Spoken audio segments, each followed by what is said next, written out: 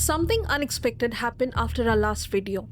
We talked about how luck is not random, how doubt creates a karmic loop that quietly blocks every opportunity coming your way. And within 5 days, tens of thousands of you watched it, shared it, and came back with the same question.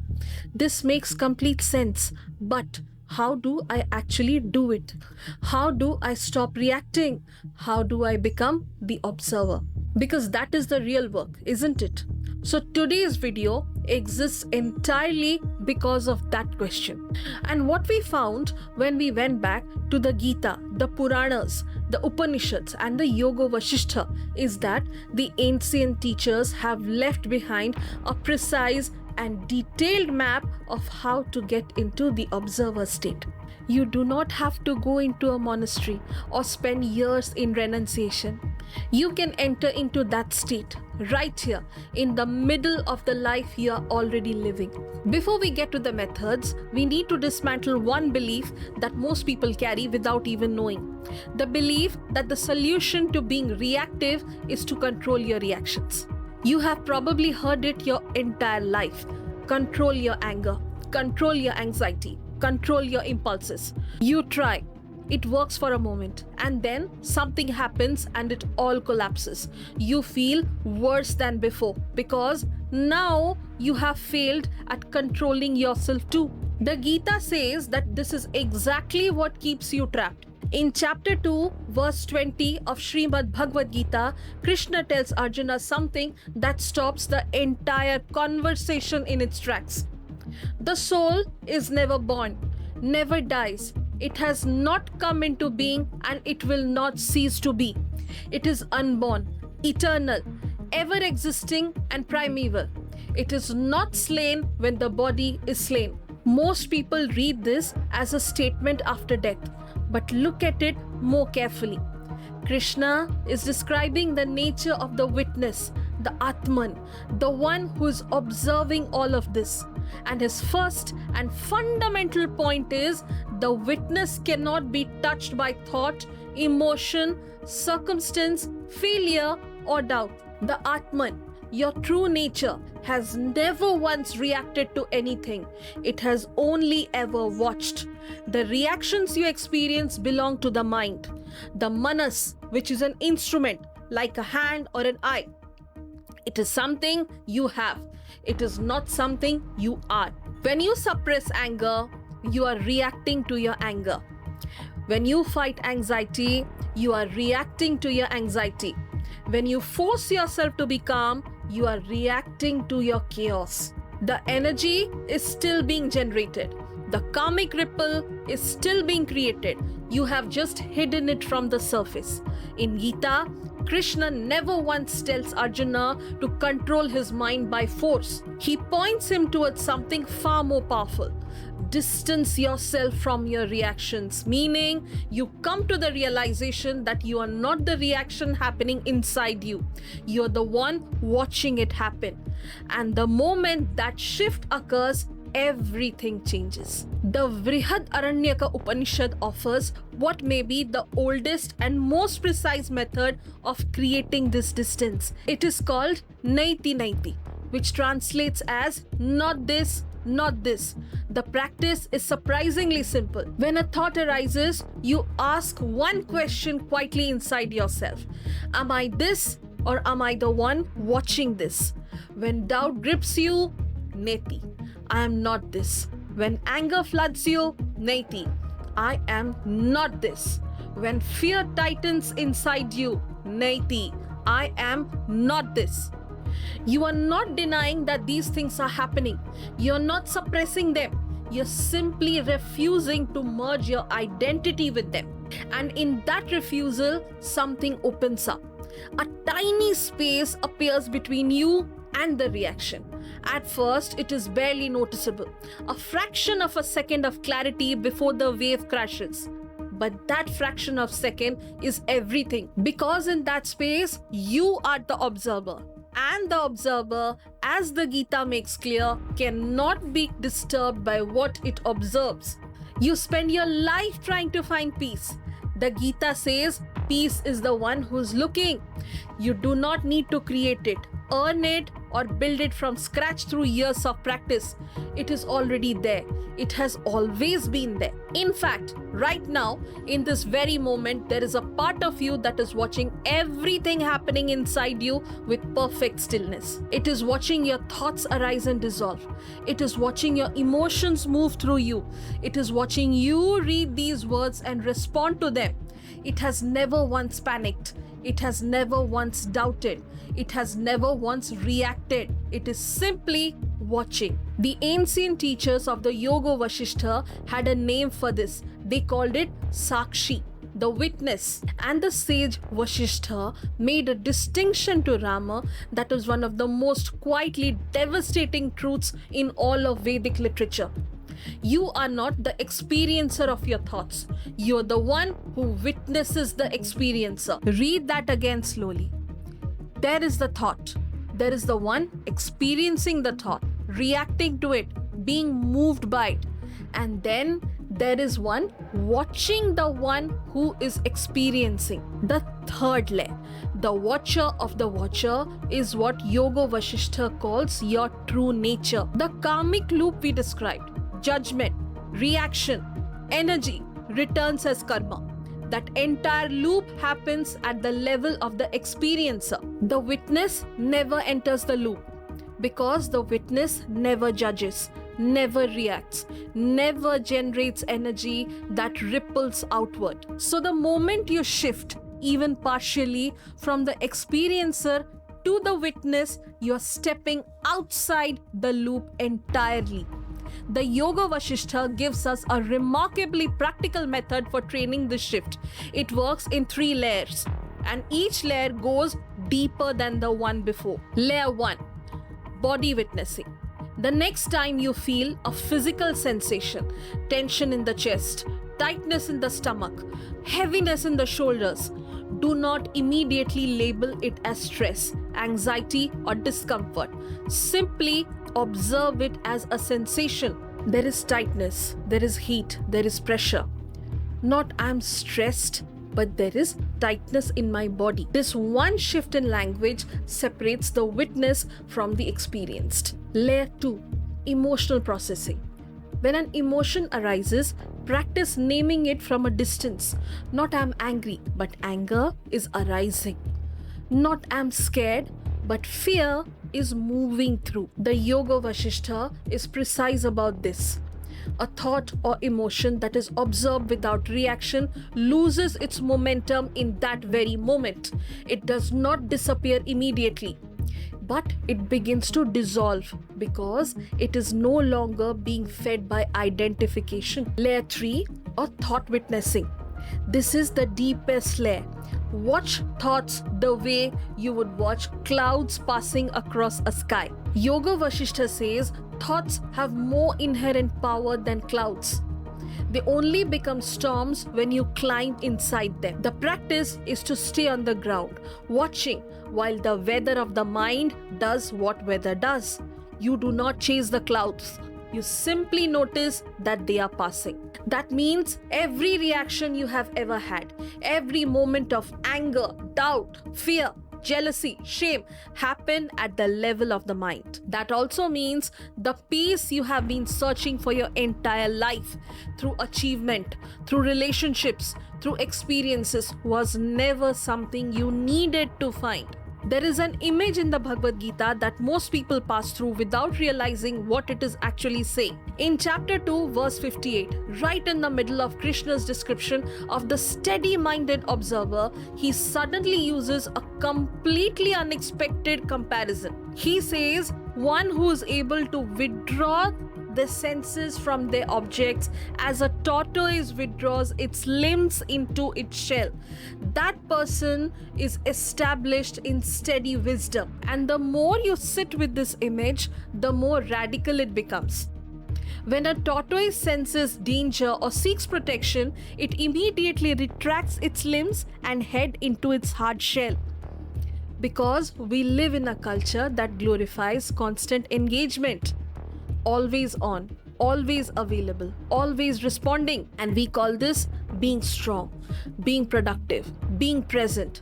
But the Gita looks at this and says completely different. It says your awareness is a resource. And when your awareness lives entirely outside you, you become permanently reactive. Because everything that enters from outside now has direct access to your nervous system. Every piece of information lands like a trigger. You're essentially living without a shell. And a tortoise without shell is not brave.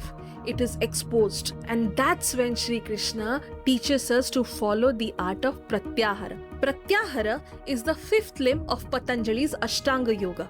It is usually translated as withdrawal of the senses. Just as a tortoise protects itself, a wise person protects their senses, eyes, ears, tongue, etc. and stops them from chasing sensory pleasures and material objects. Such a person is called Sthitaprajna. Pratyahara doesn't mean shutting the world down. It is about calling your attention home. The difference is very important. You don't have to run away from what triggers.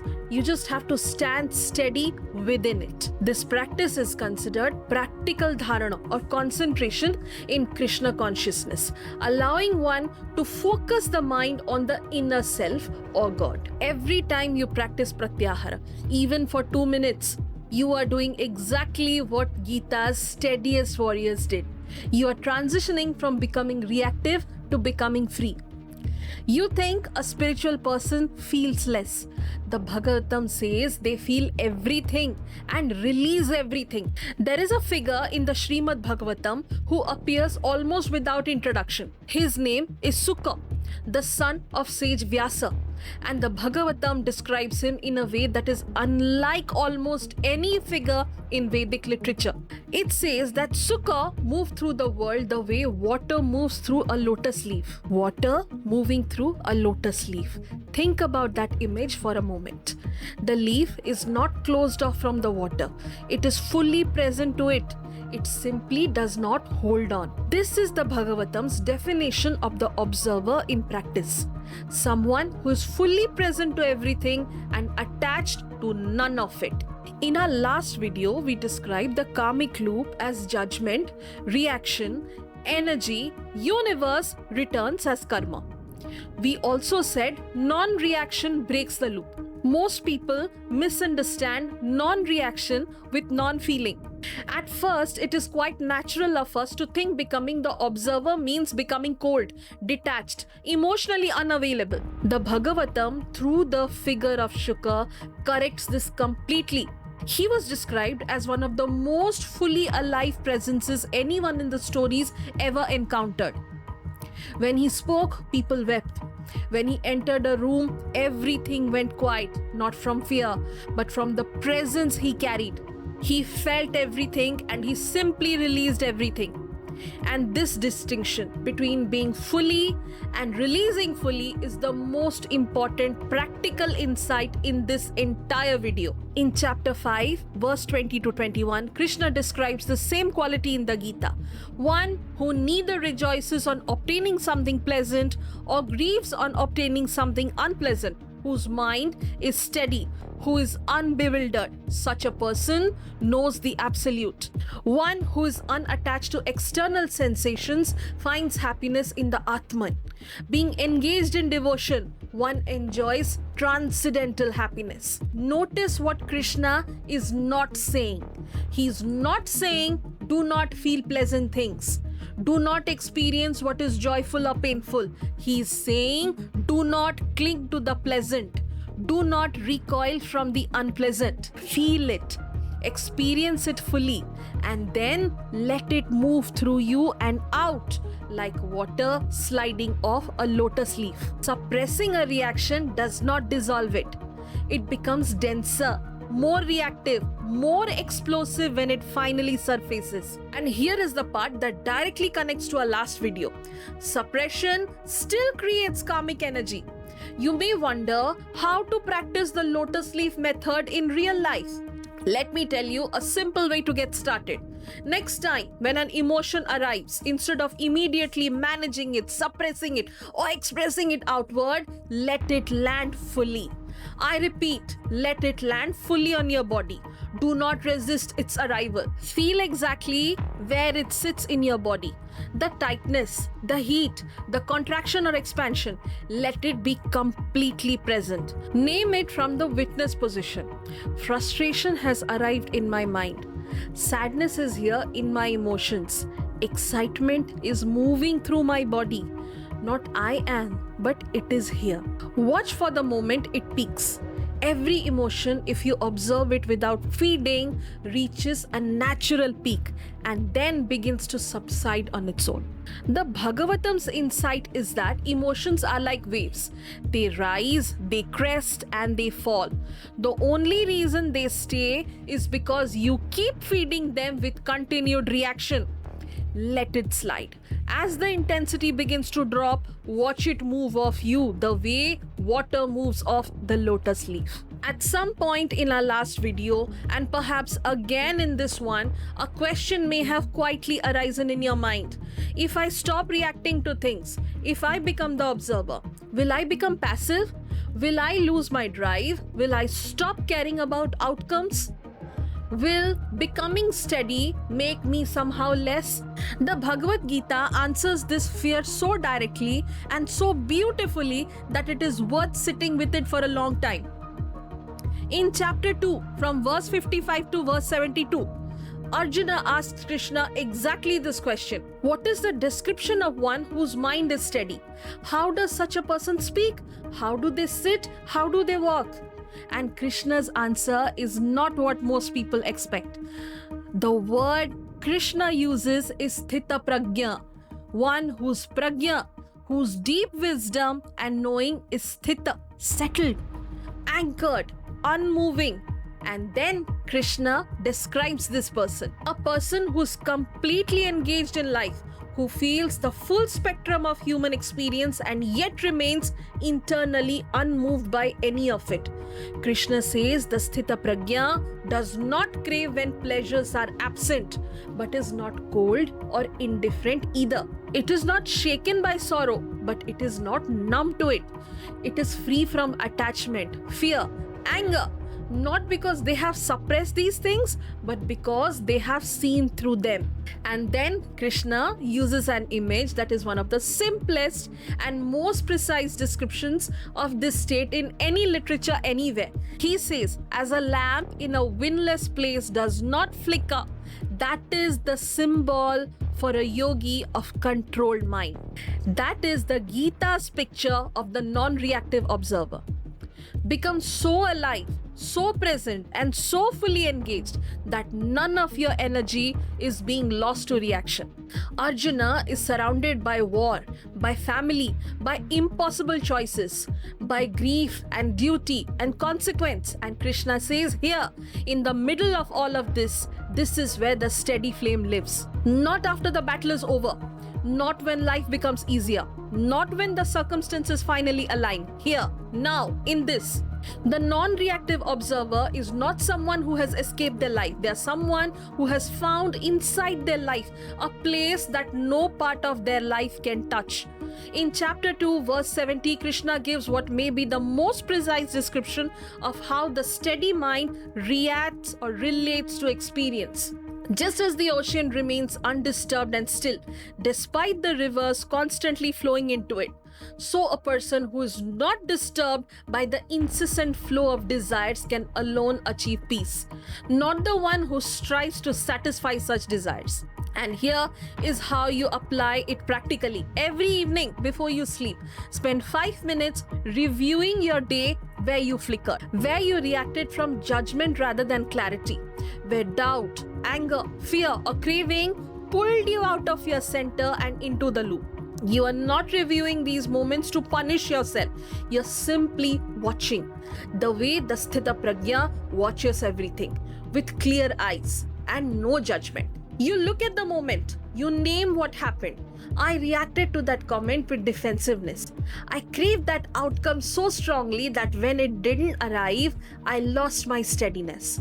And then you let it go. This is the practice. In chapter 3, verse 20, Krishna holds King Janaka up as the supreme example of someone who achieved perfection through action alone. King Janaka was one of the most powerful rulers of his time. He had a kingdom to administer, decisions of enormous consequences to make daily, a family, responsibilities that most people would consider completely incompatible with any kind of inner stillness. And yet, the sages of the Puranas and the Upanishads consistently held him up as one of the freest human beings who ever lived. Let me give you one story to make it clear. King Janaka was once holding court. He was listening to petitions. Suddenly, a messenger arrived with news that his palace had caught fire. Those around him panicked. The flames were spreading. The royal treasury was at risk. Servants were running. Janaka continued listening to the petition in front of him. When the petition was complete, he turned to the messenger and addressed the fire calmly. Afterwards, a sage present asked him, "How were you not disturbed?" Janaka said, "Nothing that is truly mine was in that palace." He was fully engaged, but with zero inner clinging. See, King Janaka was not cold or disconnected from the reality of what was happening. He was simply rooted at a level so deep in the Atman, in the witness, in the observer state, that even the burning of his palace could not reach that root. He was fully present, fully engaged, fully functional, yet completely free. The Puranas have a phrase for this state, Jivan Mukti, liberation while living, liberation available right now in the middle of your actual life. If you read Ashtavakra Gita, you will understand you're already free. You have always been free. The only thing that prevents you from experiencing this is the habit of identifying this with what you are not. In chapter 3, verse 20, Krishna says to Arjuna, even by action alone, Janaka and others attain perfection. You should perform action for the purpose of instructing people as well. How to put it into practice? Identify the one area of your life where you are the most reactive. It might be your work, where outcomes feel desperately important and every setback triggers a loop of self-doubt. It might be a relationship where a particular person or dynamic reliably pulls you out of your center faster than anything else. Whatever that area is, that is your Janaka practicing ground. For 1 week, do not try to avoid it, change it, or fix it. Instead, every single time you feel a reaction arising in that area, pause for one breath before responding. In that breath, ask one question. Can I be Janaka here? Full engagement, full presence, full commitment to whatever is in front of you, and zero clinging to the outcome. And let me tell you, at first, you will be swept by that reaction before you remember to pause. You will forget for days at a time, because the Puranas are clear about how Janaka became Janaka. Janaka did not achieve this state with a single moment of dramatic transformation. According to Puranas, through thousands of ordinary moments in the middle of his actual life, he chose the observer over the reactor. Remember, stillness found in a cave is circumstantial. Stillness found in the middle of your life, that is real. The person that triggers you the most is not your obstacle. They are your teacher. The situation you most want to escape is not your prison. It is your practice ground. You think breaking karma takes lifetimes. The Gita says one moment of pure observation dissolves what years of reaction created. In chapter 4, verse 36 to 37, Krishna says, even if you are considered the most sinful of all sinners, you shall cross over the ocean of misdeeds by the boat of knowledge alone. And then in the very next verse, he gives us the mechanism. Just as a blazing fire reduces wood to ashes, so does the fire of knowledge reduce all karma to ashes. And what is this fire of knowledge? This is exactly what we have been building towards this entire video. It is the moment of pure observation. When you see the loop from outside the loop.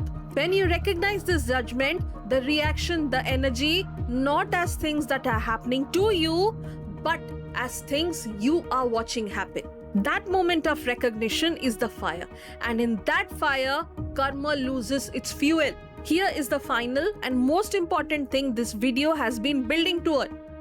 The karmic loop, the pattern that has followed you, the reactions that have repeated, the doubt that has blocked the opportunities, the unluckiness that has felt permanent, none of it required lifetimes to create. It was built one reaction at a time, one judgment at a time, and it will be dissolved in the same manner by one moment of pure observation, then another, each one a small fire, each one reducing a little more karma to ash, each one widening the gap between the stimulus and response until that gap becomes your permanent home. But before we close, there is one final paradox that all of these teachings are quietly pointing toward.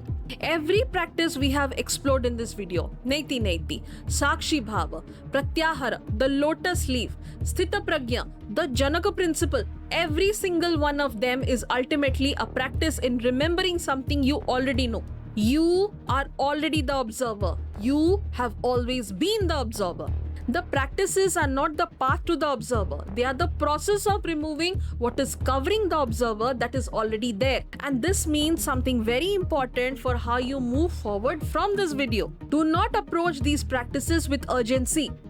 Approach them the way Gita approaches everything, with Shraddha, deep, settled, unhurried faith. Pick just one practice from today, not all 6. Start there.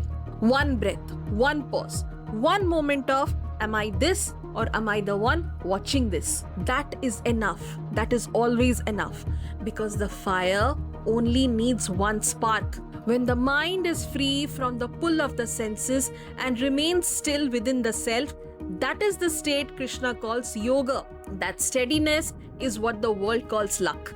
That freedom is what sages call liberation.